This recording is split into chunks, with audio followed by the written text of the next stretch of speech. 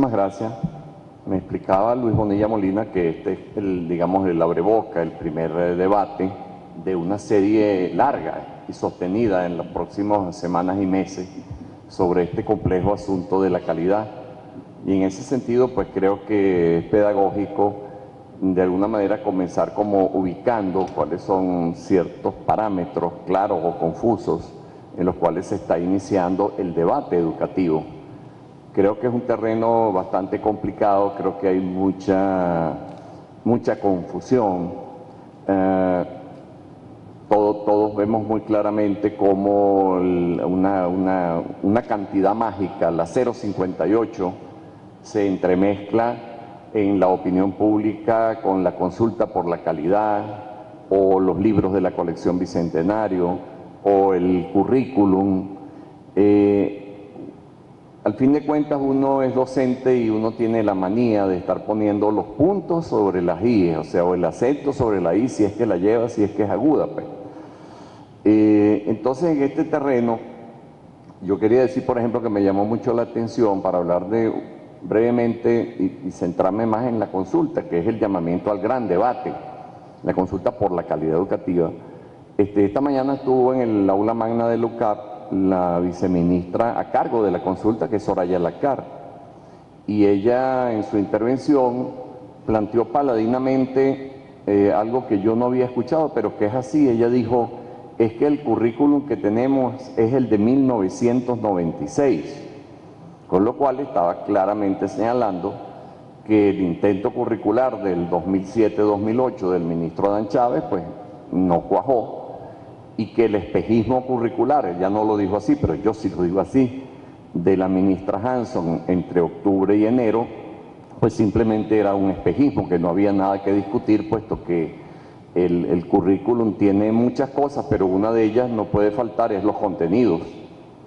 Debe tener muchas más cosas que los contenidos, pero no puede no tenerlos, porque si no equivaldría a una especie de partitura. El currículum para nosotros es la partitura que para los músicos. Entonces que tú le entregues las hojas engrapadas y con las rayitas, pero no tiene ni una fusa, semifusa, corchea o como sea que se llamen los signos musicales. Entonces, ¿dónde está? ¿Qué discutimos de este currículum? Entonces, en ese sentido, bueno, fue un toque de realismo. También ella dijo muy claramente, no tenemos guardado bajo ninguna manga ningún modelo curricular. No vamos a tener un currículum para septiembre. A partir de los resultados de la consulta, entonces evidentemente habrá que estructurar un currículum. Y yo comparto todas esas afirmaciones, porque el currículum del bachillerato es un currículum que viene del año 69, tuvo unos retoques allí en los 80, en los 90, pero es profundamente anacrónico. Yo supongo que de repente episodios científicos o procesos científicos tan elementales como la clonación no deben estar en esos programas, puesto que la clonación, si no recuerdo mal, aquella ovejita Dolly que vimos por televisión, eso es como del año 95, entonces no entró en el currículum, imagínense ustedes. Entonces, ahí hay un asunto pendiente que, por cierto, yo le he dicho a la gente, bueno, 2 de los 10 temas de la consulta por la calidad tocan justamente cuáles deben ser los ejes integradores del conocimiento, los saberes principales, los valores. O sea, de alguna manera están partiendo de cero, como debe ser. Tenemos uno, de hecho, o tenemos una cierta anomia en algunos casos, porque hay gente del gobierno a la cual no le gusta el currículum del 96 y enseña a lo mejor el de Adán Chávez. Pero bueno, hay que hacer uno, y hay que hacer uno contando con la experiencia de los docentes, porque al final tú haces el currículum que sea, pero si el docente no lo entiende o no lo quiere, eso no va a funcionar. Y tienes que también contar con los expertos y la gente que está al tanto de cuáles son los avances científicos, porque en el currículo se trata de articular saberes científicos de todos los campos. Eso entonces hay que hacerlo a posteriori.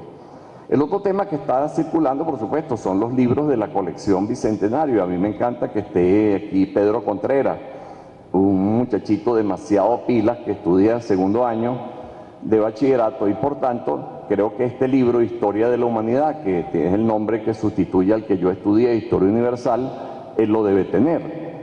Entonces, sobre el asunto de la colección Bicentenario, yo digo que el guapo que haya leído los 70 libros, yo no lo he conseguido todavía. El que diga que son buenísimos todos es un demagogo, el que diga que son malísimos todos es otro demagogo. O sea, hay que hacer un tratamiento diferenciado. Yo, ¿qué me voy a leer los 70? Yo me he leído 14, 12, los de mi campo. Y he estudiado de verdad 6 de ellos. O sea, son muchas páginas, pero de entrada uno lo que tiene que decir para ayudar a la comprensión del fenómeno es, tienen muchísimas cosas buenas. Yo voy a poner un par de ejemplos, y tienen un montón de cosas discutibles o que uno considera, cada quien tiene su perspectiva, que están equivocadas o que están incompletas o que están sesgadas. Nosotros sabemos lo pesado que es la enseñanza de la historia para la gente, lo pesado. Entonces, claro, si este libro me arranca, o sea, es que yo estoy pensando en Pedro, este muchachito pilas del siglo XXI, y el profesor típico de historia, el programa típico de historia, si en la portada está Mafalda, ya es un buen signo, es Mafalda.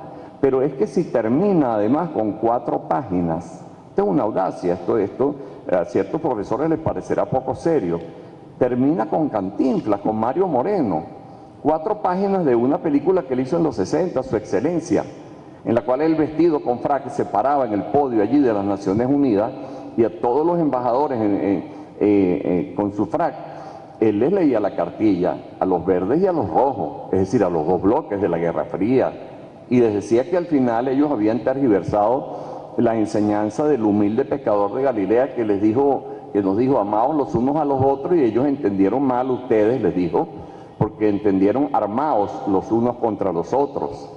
Entonces, a mí me parece una belleza, un acierto pedagógico el que eso esté aquí. Pero, por ejemplo, usted va a la página 101 y entonces habría que discutir el tratamiento que se da a la palabra comuna enchufada con la experiencia de los primeros cristianos. Porque es verdad lo que dice allí, que era entre los oprimidos, era entre la gente sencilla. ¿Qué tipos más sencillos que los 12 apóstoles?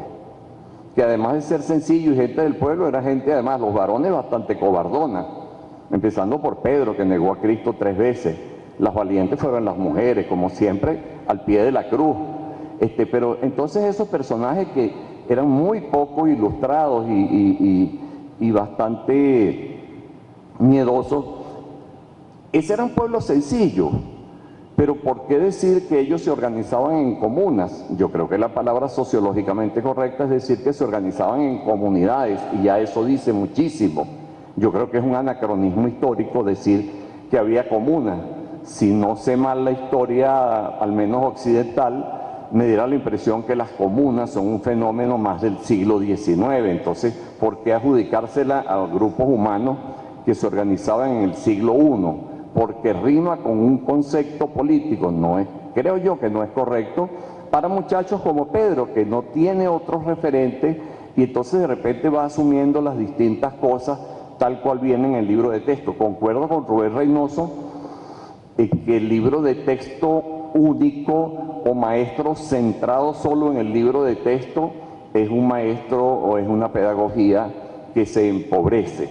Sin embargo, por supuesto que valoro de manera absolutamente positiva que tanto Leoni en el año 66 con el decreto 567, Caldera 2 con las bibliotecas de aula entre el 96 y 98 y Chávez desde el 2011 con estos libros, contribuye a aliviar el bolsillo de los padres y asegure que los muchachos tengan unos textos. Ahí hay muchas cosas.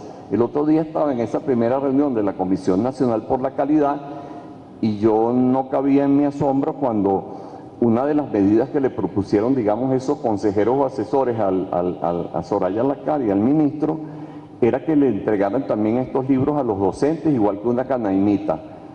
Yo la verdad que no entendí, dije, ¿cómo que entregaron 40 canaimitas a los niños y no le dieron una al maestro? Bueno, esos pequeños gazapos gerenciales, pero que obviamente no tienen ningún sentido. Entonces, por eso, de repente me paró un supervisor de las escuelas de Jacqueline Farías en la Plaza Bolívar y me dijo que quería ir a la Universidad Católica a un taller que nosotros íbamos a hacer sobre libros de texto, porque me dijo de manera muy honesta y muy seria, me dijo, es que yo voy a las escuelas de Metropolitana y los maestros tienen guardados los libros de la Bicentenaria y siguen usando los libros de Santillana. Claro, hay una rutina, hay una manera de hacer, un know-how, una manera de hacer las cosas, pero es que si además resulta que nadie tuvo el pequeño detalle de darle un libro a él, entonces por supuesto menos lo va a usar. Bueno, sobre eso, sobre las críticas, tanto positivas como negativas, yo le planteé al ministro Héctor Rodríguez recientemente que un trabajo que habíamos hecho en la Universidad Católica de análisis, si él se animaba a convocar a varios de los expertos, no a todos, porque ellos deben ser como 80, 100, varios de los expertos del ministerio y de las universidades que habían hecho estos libros de texto a reunirse con nosotros. Me agradó mucho, me pareció muy democrático y sensato el que dijera que sí y que recientemente me planteara que buscáramos ya el día en el mes de mayo para hacer eso. La idea allí es respetarnos porque todos somos profesionales y, por ejemplo, una persona que está detrás del área de ciencias sociales se llama América Bracho Arcila y esta es una persona que tiene 40 o 50 años haciendo libros de texto y con los programas de antes, con el currículum de antes, con el de ahora, con el que sea. Entonces la idea no es decir, ustedes tienen 40 errores y a ver qué pasa. No, esa no es la idea, sino intercambiar. Y a partir de allí, ver efectivamente cómo ellos pueden ir corrigiendo ciertas cosas. Ojo, hay algunas que tienen que corregirlas. Yo se lo dije al ministro. En el libro de cuarto grado hay un mapa, supuestamente de 1777, que correspondería al territorio de Venezuela, que si lo agarra la Cancillería colombiana, es un bocado de cardenal, porque allí la Guajira es para allá, no es para acá, y allá no hay Guayana Esequiba tampoco, no hay nada de eso. Entonces, si el principio del uti possidetis iuris rige en esta materia y nosotros decimos que el territorio de Venezuela, lo que dice la Constitución, pues, es el que teníamos de acuerdo a 1810 o cuando se creó la capitanía, y nosotros mismos en un mapa que distribuye un texto oficial del Estado venezolano, entonces nosotros mismos nos estamos hundiendo, haciendo un harakiri en esa materia. O sea, hay errores de ese tipo. Y entonces lo patriótico, lo sensato, los profesionales, decir, bueno, vamos a oírnos y vamos a ver qué quitamos, qué ponemos, etcétera. Finalmente, aterrizo en el asunto de la calidad educativa. Yo bajé de internet los materiales, yo simpaticé con ese problema, con esta consulta, sencillamente porque yo tengo una enorme angustia desde comienzos de los 90 por el descenso dramático de la calidad de la educación. Aquí tengo un profesor que es experto en asuntos geográficos, profesor Armando Rojas. El problema, yo puedo ejemplificar qué es lo que nos ha venido pasando con un artículo que yo escribí el año 93 en el Diario de Caracas. Yo escribía los domingos y yo titulé un artículo, Italia está en América del Sur. Italia está en América del Sur porque Elba Castelli, profesora de italiano de la Facultad de Humanidades, en un examen de suficiencia de idiomas a los muchachos, italiano, alemán, tal, francés, le ponían 2 paginitas. Si usted traduce eso al del idioma que quiere al castellano, usted está aprobado, no tiene que ir a clase.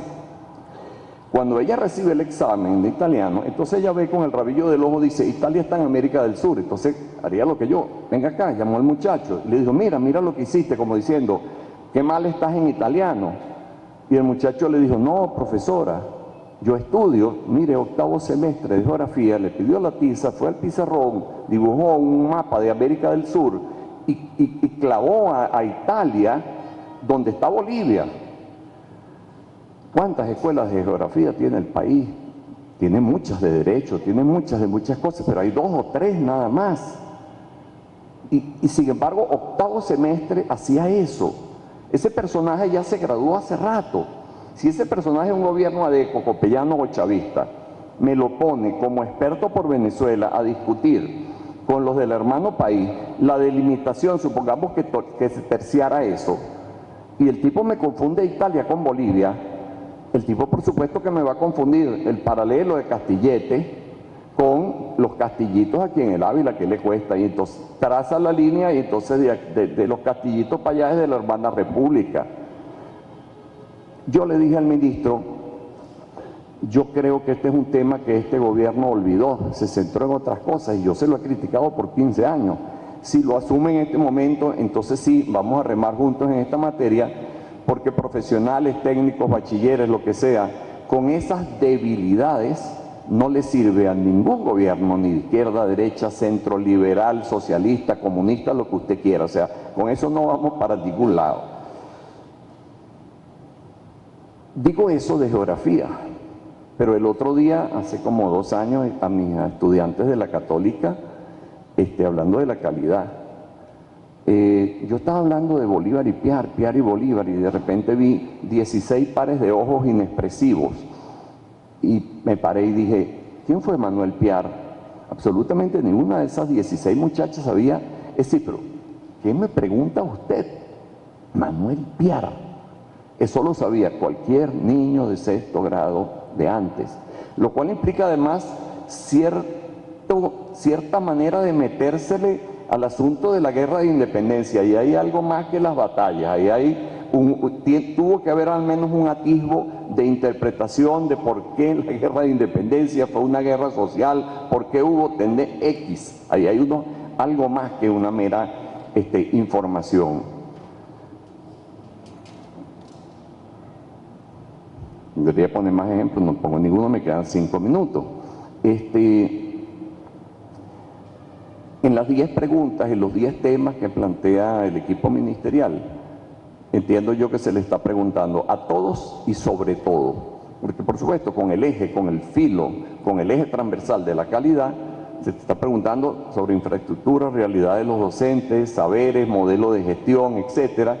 Yo le dije al ministro, lo puedo contar aquí, lo he contado en otros espacios, le dije, también me gusta esta consulta, porque el ministro está, al preguntar sobre los saberes, los valores, los ejes integradores, y al preguntar sobre rasgos fundamentales del modelo de gestión escolar, está desestimando implícitamente tanto la resolución 058, su vigencia, como el bodrio curricular de hace unos pocos meses. Él no me contestó, él simplemente sonrió y seguimos hablando. Me gusta también pero lo hizo allí, pero luego en la reunión del 23 de abril de todo el Comité Nacional, el ministro lo dijo muy claramente, y por eso cité antes lo privado, porque yo tuve esa señal, pero entonces él dijo allí que en cuanto a la resolución 058, ella entra en el espíritu de esta consulta. Estamos dispuestos a revisarlo todo, a buen entendedor, suficientísima palabra. Me gusta porque porque es un trabajo complejo, un trabajo ambicioso. O sea, me gusta porque yo le dije, mira, el único que ha intentado en educación hacer un plan decenal fue Luis Manuel Peñalver, y lo hizo entre el 91 y 93. Y ese fue un intento de ser más civilizado, porque lo típico es que venía el ministro Copellano, y le echaba la partida para atrás al otro ministro Copellano, al mismo gobierno y ADECO. Entonces le dije, aquí hay un problema con este gobierno, ustedes lo saben mejor que yo, que el promedio más o menos de duración de los periodos de los ministros es más o menos 1 año y medio. Eso es un problema de gestión terrible. Pero en medio de esa debilidad gerencial terrible, que haya alguien, que haya un equipo que se atreva a plantear para educación como debe ser un plan decenal, yo lo aplaudo. Que no se lo traiga hecho, que no lo traiga con expertos, sino que tengas que salir después, y con esto termino, de el entrecruzamiento. Es bien complejo, bien complejo. Y hay gente que está apostando a decir, esto no es posible, esto se va a caer. Bueno, si lo logra a medias, yo, Leonardo Carvajal, estaré satisfecho, porque lo que está haciendo es tratar de consultar a millones del sentir y del saber popular, entendiendo por popular el pueblo, los estudiantes, los docentes de aula, etcétera, los padres y representantes de la familia venezolana, sobre los grandes problemas de la escuela venezolana. Y al mismo tiempo también, no nos olvidemos de eso, hay 30 investigaciones en marcha de gente de la UCB, de la UCA, de Fundacredesa, de UNICEF, o sea, de los expertos, eso que llaman algunos el saber científico. Yo creo que tienen que ser los dos elementos. Y además, el ministro también tiene el reto de reunirse, hace 20 años que no lo hace ningún ministro, con los directores de las escuelas de educación y pedagógicos, son como 31, 34. O sea, reunirse para... Sí, exacto. Y una primera para hacer varias, porque el Estado docente tiene que decirles qué quiere, qué necesita, y ellos también tienen que decirle qué necesita, porque ese divorcio, que más que autonómico es de independencia, de divorcio, como si estuviésemos en otro país de autarquía, eso no le sirve al país bajo ningún tipo de gobierno. Entonces, allí van a salir muchísimas verdades, muchísimos saberes, y el gran reto, y en eso estamos dispuestos a ayudar en lo que uno pueda, es a tratar de que a partir de eso quede una plataforma de necesidades, de soluciones, de salida, y entonces ahí le tocará al gobierno ser gobierno. Ese va a ser su gran reto, estructurar un conjunto de políticas en función de ese saber y sentir nacional. Gracias.